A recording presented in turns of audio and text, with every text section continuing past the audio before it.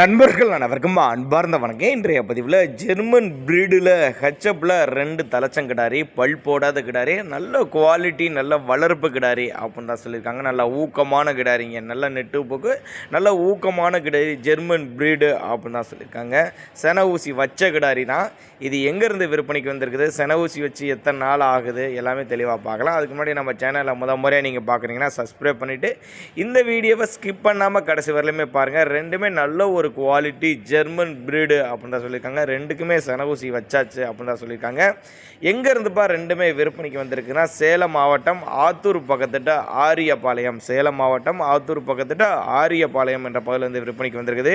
தமிழ்நாடு முழுக்க டிரான்ஸ்போர்ட் வசதி உண்டு. அவரோட காண்டாக்ட் நம்பர் 96 77 84 14 87ங்கிற நம்பரை காண்டாக்ட் பண்ணுங்கள். இண்டிவிஜுவலாக கிடாரியை வாட்ஸ்அப் பண்ணிட்டு ஃபுல் டீட்டெயில் தனித்தனியாகவே கொடுத்துறபடி.